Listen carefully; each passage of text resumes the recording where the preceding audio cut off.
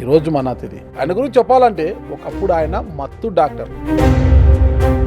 ప్రతి సర్జరీలు కూడా వారి యొక్క ముద్ర లేకోకుండా ఆపరేషన్లు అంటూ జరగవన్నమాట. అయితే అనస్థీషియాలో కూడా ఆయనకు చాలా పేరుంది. అయితే అంత ప్రావీణ్యత సాధించిన ఆయన ఎందుకో మోకాల శస్త్రచికిత్సపై ఒక అధ్యయనం చేసి శస్త్రచికిత్స లేకోకుండా ప్లాస్మా థెరపీ ద్వారా ఎటువంటి కుట్లు చిన్న కాటు లేకోకుండా చిన్న ఇంజెక్షన్తోనే మోకాళ్ళ నొప్పులకు చెక్ పెట్టాలనే ఉద్దేశంతో ఇటువైపు మళ్ళారు. ఆయన కదిలించిన అంశం ఏంటి, అసలు ఆయన లక్ష్యం ఏంటి?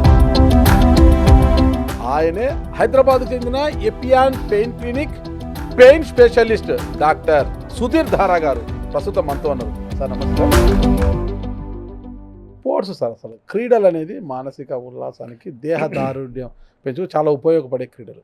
అయితే కొంతమంది క్రీడల్లో ఆడుతూ కింద పడిపోయి దెబ్బలు తగిలించుకుని ఇంజూరీ అయిపోయి తల్లిదండ్రులు భయపడి ఆ పిల్లలు కూడా భయపడిపోయి క్రీడలకు స్వస్తి పలుకుతున్నారు. ఇలా ఎంతోమంది సచిన్ టెండూల్కర్ లాంటి వాళ్ళు, అంటే పరుగు పందాల్లో పీటీ ఉషా లాంటి వాళ్ళు, అశ్విని ఆచప్ప లాంటి తయారు కావాల్సిన వాళ్ళందరూ కూడా ఇంటికే పరిమితం అయిపోవాల్సిన పరిస్థితి వస్తుంది. ఏం సార్ అసలుకి ఈ ఇంజూరీస్తోనే భయపడి వాళ్ళు ఇంటికే పరిమితం అయిపోతున్నారు? అసలు ఏంటి సార్ ఈ స్పోర్ట్స్ ఇంజురీస్ మీద పెద్ద రీసెర్చ్ జరిగింది, ఇప్పుడు కూడా జరుగుతుంది. స్పోర్ట్స్ దీంట్లో కూడా చాలా అసోసియేషన్స్ వచ్చాయి, చాలా సెంటర్స్ వచ్చాయి ట్రీట్ చేయడానికి. స్పోర్ట్స్ ఇంజురీస్లో ఒక నిజం ఏంటంటే, ఇప్పుడు మనం సచిన్ టెండూల్కర్ని చాలా పొగుడుతాం, గాడ్ ఆఫ్ ద క్రికెట్ అని. సచిన్ టెండూల్కర్ ఆడే టైంలో సచిన్ టెండూల్కర్ లాంటి టాలెంట్ ఉన్న క్రికెటర్స్ 10,000 మంది ఉన్నారు ఇండియాలో. కానీ ఈ 10,000 మందిలో ఒక 9,000 మంది స్పోర్ట్స్ ఇంజరీస్ వల్ల వాళ్ళ టాలెంట్ ఆగిపోయి ఇంట్లో వాళ్ళు చదువుకోవడము లేదంటే పనులు చేసుకొని చేశారు. అంటే చూడండి ఎంత కెపాసిటీ ఉన్న కంట్రీలో అంత. ఇప్పుడు 10 మంది సచిన్ టెండూల్కర్ ఆడితే అన్ని వరల్డ్ కప్లు మనమే. కానీ వాళ్ళందరూ స్పోర్ట్స్ ఇంజరీస్ వల్ల స్పోర్ట్స్కి మళ్ళీ రాకుండా అయింది. అంటే ఎందుకు అవుతున్నాయి స్పోర్ట్స్ ఇంజరీస్ అంటే, ఒకటి ప్రాపర్ కోచింగ్ లేక. ఇప్పుడు ఒక విలేజ్లో ఉంటాడు ఎవరో పిల్లోడు, చాలా మంచి బౌలర్ అంటాడు, మంచి బ్యాట్స్మెన్ అంటాడు, లేదా మంచి టెన్నిస్ ప్లేయర్ అంటాడు, మంచి కబడ్డీ ప్లేయర్ అంటూ, ఫుట్బాల్ ప్లేయర్ అంటాడు. ఎప్పుడైతే వానికి సరైన ట్రైనింగ్ లేనప్పుడు వాడు అడ్డదిడ్డంగా ఆడడం వల్ల టాలెంట్ ఉన్నా కూడా ఇంజరీస్ అవుతాయి. నీ ఇంజరీ అవ్వచ్చు, షోల్డర్ అవ్వచ్చు, స్పైన్ అవ్వచ్చు. తర్వాత ఏమవుతుంది, అరే ఇంజరీ అయింది కదా, మనం ట్రీట్మెంట్ తీసుకోలేము, ట్రీట్మెంట్ తీసుకున్నా కూడా మళ్ళీ కోర్టులోకి వెళ్ళలేమని చెప్పి స్పోర్ట్స్కి నమస్తే పెట్టి వాళ్ళు వెళ్ళి చదువుకోవడమో వేరే పనులు చేసుకోవడం చేస్తున్నారు. ఈ స్పోర్ట్స్ ఇంజరీస్ జరిగిన తర్వాత మళ్ళీ కోర్టులోకి రాలేని వాళ్ళు అట్లీస్ట్ 90%. ఈ 10% ఉన్నారా, ఈ 10%లో స్పోర్ట్స్ ఇంజరీస్కి సర్జరీస్ చేసుకుంటారు. షోల్డర్ సర్జరీ చాలామంది, మన ఫాస్ట్ బాల్ జవగల్ శ్రీనాథ్, సౌరవ్ గంగూలీ వీళ్ళందరూ సౌత్ ఆఫ్రికా పోయి సర్జరీ చేసుకున్నాడు ఆ కాలం. ఇప్పుడు ఇండియాలో జరుగుతున్నాయి. వెళ్ళి నేను షోల్డర్ సర్జరీ చేసుకుని వచ్చి మళ్ళీ ఆడుతుండేవాళ్ళు. అలా సర్జరీ చేసుకున్న ఈ 10%లో అలా సర్జరీ చేసుకున్న వాళ్ళలో 90% మళ్ళీ వాళ్ళు కూడా ఆపేస్తారు. ఎందుకు, ఒక్కసారి నార్మల్ జాయింట్లో కానీ నార్మల్ ప్లేస్లో ఆపరేషన్ జరిగితే నువ్వు స్పోర్ట్స్ ఆడడానికి పనికిరావు. 90%. ఓన్లీ ఆ 10%లో సచిన్ టెండూల్కర్ లాంటి వాళ్ళు ఉంటారు. సో స్పోర్ట్స్ ఇంజరీస్ని కానీ ఇండియన్ గవర్నమెంట్ కరెక్ట్గా కానీ మేనేజ్ చేస్తే సూపర్ డూపర్ ప్లేయర్స్ తయారవుతారు. దీంట్లో best treatment sports injuries surgeries కాదు. సర్జరీ చేయగానే 90% మీరు మళ్ళీ ఫిట్ కారు. ప్లాస్మా థెరపీతో బాగా చేసేస్తారు. Plasma therapy is the treatment. నేను చెప్పాను, జవగల్ శ్రీనాథ్, తర్వాత సౌరవ్ గంగూలీ, వెంకటేష్ ప్రసాద్ వీళ్ళందరూ సౌత్ ఆఫ్రికాకి పోయి సర్జరీ చేసుకొని వచ్చామంటారు. వాళ్ళు సర్జరీ చేయాలి, వాళ్ళు జరిగింది ప్లాస్మా థెరపీ. అక్కడ ప్లాస్మా థెరపీ చేసుకోవచ్చు, అక్కడ చేసేవాళ్ళు. వాళ్ళు ఇండియాలో చేయించుకోరు. మీరు చేయగలరా ప్లాస్మా థెరపీ? మేము 100s చేస్తున్నాం ఇప్పుడు. అలాంటి స్పోర్ట్స్ మ్యాన్ మన దగ్గర జూబ్లీ హిల్స్ చెక్ పోస్ట్లో స్పోర్ట్స్ రీహాబిలిటేషన్ సెంటర్ ఉంది, ఇపియా అనే దాని పేరు కూడా. అక్కడ అదే ఎక్స్క్లూజివ్ సెంటర్, అది exclusive sports rehabilitation centre. Sports person ఎవరైతే ఇంజరీ అయినప్పుడు ఆడలేకపోతే ఇమీడియట్గా మా దగ్గరికి వస్తే దానికి తగ్గ స్కాన్స్ చేసి దాన్ని కొన్ని టెస్ట్ చేసి కరెక్ట్గా ఎక్కడ ప్రాబ్లం ఉందో కనుక్కో దాన్ని మళ్ళీ న్యాచురల్గానే రీజనరేట్ చేస్తాం. సర్జరీ చేయించుకున్నారా 90%, 100 మంది సర్జరీకి వెళ్తే స్పోర్ట్స్ బాగా ఆడేవాళ్ళు 90 మంది మళ్ళీ వాళ్ళు స్కూల్కి వెళ్ళి స్కూల్లో చదువుకోవాల్సిందే, స్పోర్ట్స్కి రాలేదు, ఇది అందరికీ తెలుసు. సో ప్లాస్మా థెరపీ చేసుకుంటే సూపర్గా ఉంటారు. వితిన్ 2-3 monthsలో they will be back in the track. దాని వాళ్ళకి అంటే ప్లాస్మా థెరపీ చేసిన తర్వాత తగు జాగ్రత్తలు, ఎటువంటి ఎక్సర్సైజ్ చేయాలి, ఎప్పుడు కోర్టులోకి వెళ్ళాలి, ఎప్పుడు ఏ గేమ్ ఆడాలి, ఎంత లెవెల్లో ఆడాలి, అవన్నీ చెప్తాం. సో దానికి మనకి పెద్ద టీం ఉంది స్పోర్ట్స్ రీహాబిలిటేషన్కి జూబ్లీ హిల్స్లో. సో స్పోర్ట్స్ రీహాబిలిటేషన్ ఎందుకు చెప్తున్నానంటే, సచిన్ టెండూల్కర్కి టెన్నిస్ ఎల్బో వచ్చింది. టెన్నిస్ ఎల్బో అంటారు దానికి, సర్జరీ లేదు, పీక్ టైంలో వచ్చింది. అప్పుడు 6 months అవుట్ ఆఫ్ ఫామ్, టీంలో లేడు. మీరు సచిన్ టెండూల్కర్ మీద ఒక డాక్యుమెంటరీ రిలీజ్ చేశారు, మీరు చూసింటే యజ్ఞాలు యాగాలు చేసినాడు ఆయన. పిఆర్పి తీసుకున్నాడు, ప్లాస్మా థెరపీ, సెటరేట్ అయినాడు. రఫెల్ నాడల్ అని ఒక టెన్నిస్ ప్లేయర్ ఉన్నాడు, ఆయనకి చాలా గ్రాండ్ స్లామ్స్లో సడన్గా నీ పట్టుకునేది, వెళ్ళిపోయేవాడు. ఇది క్వార్టర్ ఫైనల్స్, సెమీఫైనల్స్, ఫైనల్స్లో కూడా నీ ప్రాబ్లం ఉంది. అతనికి నీ ప్రాబ్లం ఎందుకు వచ్చిందంటే, ఆయనకి కాలులో కింద పాదంలో ఒక ఎక్స్ట్రా బోన్ ఉంది. ఆ ఎక్స్ట్రా బోన్ ఉండడం వల్ల వాడు షూ కంపెనీ వాడు, నైకీ వాడు, రఫెల్కి నైకీ వాడు కొత్త షూ తయారు చేసి ఇచ్చాడు. అంటే ఆ బోన్కి, ఎక్స్ట్రా బోన్కి కుషనింగ్ లాగా. ఆ డిఫరెంట్ షూ వాడడం వల్ల మోకాలు పోయింది. ఎందుకంటే నార్మల్ కాదు. అండ్ వీళ్ళు ఆడడం ఏంటంటే 5 గంటలు గేమ్ ఆడతారు. సో మోకాలు అరిగిపోయింది. ఆయన కూడా పిఆర్పి, ప్లాస్మా థెరపీ చేసుకొని రికవర్ అయినాడు. టైగర్ వుడ్స్ అని ఒక ఆయన ఉన్నాడు, గోల్ఫ్ ప్లేయరు, యూఎస్లో ఉంటాడు. ఆయనకి టెన్నిస్ ఎల్బో వచ్చింది, సూపర్ డూపర్ ఛాంపియన్షిప్స్ కొట్టినాడు, ప్లాస్మా థెరపీతో బయటపడ్డాడు. అంటే స్పోర్ట్స్ ఇంజరీస్ గురించి, ప్లాస్మా థెరపీ గురించి తెలిసిన ఎవరైతే తల్లిదండ్రులు అందరూ ఉన్నారో, వాళ్ళ పిల్లల్ని హ్యాపీగా ప్లాస్మా థెరపీ చేసుకొని కంప్లీట్ రికవరీ, కాకపోతే కరెక్ట్ అయిన సెంటర్లో చేసుకోవాలి. ఎందుకంటే దాన్ని రీహాబిలిటేట్ చేసే టీం ఉండాలి. ఆ టీం ప్లాస్మా థెరపీ మేము చేసిన తర్వాత ఆ టీంకి హ్యాండ్ ఓవర్ చేస్తాం. ఆ టీం చూసుకుంటుంది అనమాట మొత్తం. వాళ్ళని ఎట్లాగ మళ్ళీ కంప్లీట్గా రికవర్ అయ్యి కోర్టుకి ఆ లెవెల్లో ఇంతకుముందు ఎట్లా పర్ఫామ్ చేసారో అంత పర్ఫామ్ చేయాలి. So plasma therapy is the treatment option for sports injuries. Okay sir, Epione అనేది ఏంటి సార్? ఎపియాన్ అంటే ఏంటి సార్? ఇపియాన్ అంటే గ్రీక్ లాంగ్వేజ్లో నొప్పి నివారించే దేవత. ఓకే ఓకే, ఫీమేల్ దేవత పేరు అది. ఇపియాన్ అంటే goddess of soothing of pain. So అది ఆ పేరు పెట్టాము. నాతో పాటు ట్రైనింగ్ అయిన నా స్టూడెంట్ ఒక అమ్మాయి ఉంది, దీన్ని ఏం పేరు పెట్టాలని అడుగుతుంటే తనే ప్రపోజ్ చేసింది. సో అది పెట్టాము. సో అది అలాగా. Okay sir. సార్ ఇటీవల ఆహారపు అలవాట్లు మారిపోయాయి.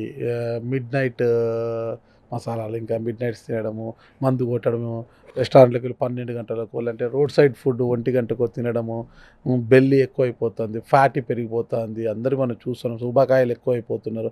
అయితే ప్రొద్దునే లేచి జిమ్ముకు వెళ్ళనరా, జిమ్ముకు పోతే పొట్ట తగ్గినరా, వాకింగ్ చేయనరా, వ్యాయామం చేయనరా అంటుంటారు సార్. అసలు ఎవరు వ్యాయామం చేయాలి? వ్యాయామం చేసి ఎలాంటి వ్యాయామం చేయాలి? ఎంతసేపు చేయాలి? ఏంటి సార్ అసలు? ఇప్పుడు వ్యాయామం అనేది కూడాను కంప్లీట్లీ రాంగ్ డైరెక్షన్లో పోతుంది. జిమ్, వాకింగ్, సైక్లింగ్, ట్రెక్కింగ్, మ్యారథాన్లు, ఇవన్నీ కూడాను స్పోర్ట్స్ యాక్టివిటీస్. స్పోర్ట్స్ అంటే ఇవన్నిటికి కూడాను ఒలింపిక్స్లోను, మన నేషనల్ గేమ్స్లో ఉంది. ఇవి వ్యాయామాలు కాదు.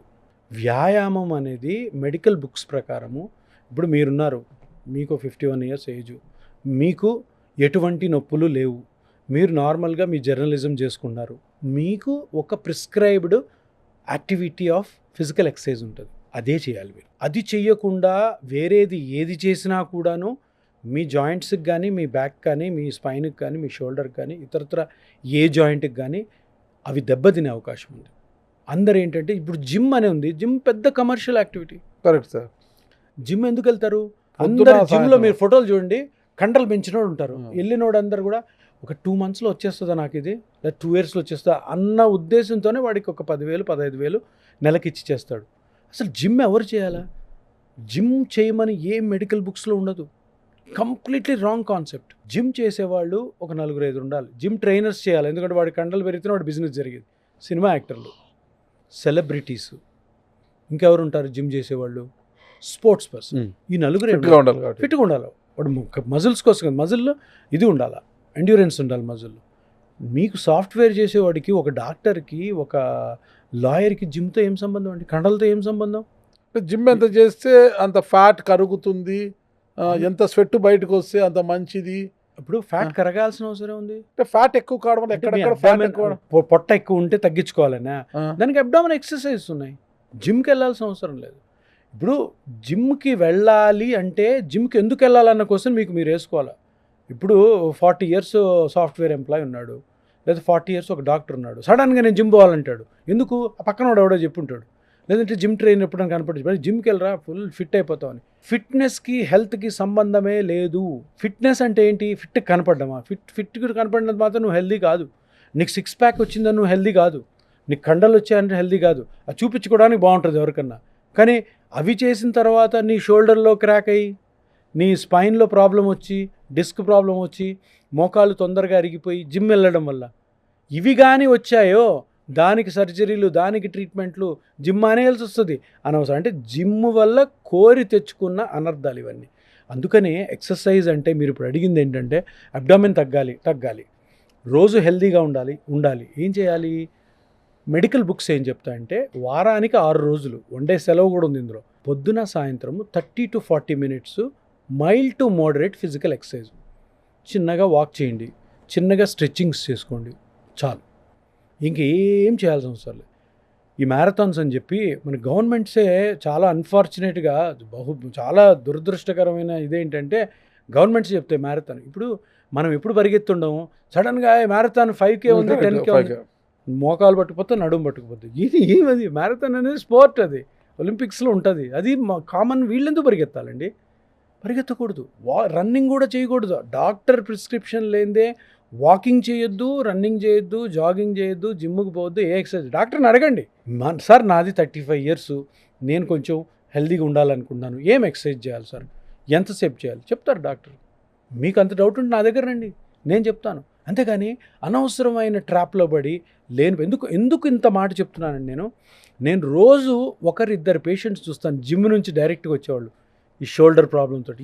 ఎట్లా అంటే జిమ్లో సార్ వెయిట్స్ ఎత్తానని మనం మాట్లాడుకున్నాం. రకుల్ ప్రీత్ సింగ్కి 80 kgs వెయిట్ ఎత్తిందంట. ఇక్కడ తొరక లంబార్ ఫేషియా అని ఉంటుంది, అది కట్ అయింది. ఇప్పుడు అమ్మాయి పడుకొని ఉంది, ఇప్పుడు రికవర్ అవుతున్నట్టుంది. ఎందుకు చేయాలి అది? 80 kgs ఎత్తమని ఏ డాక్టర్ చెప్పాడు మీకు?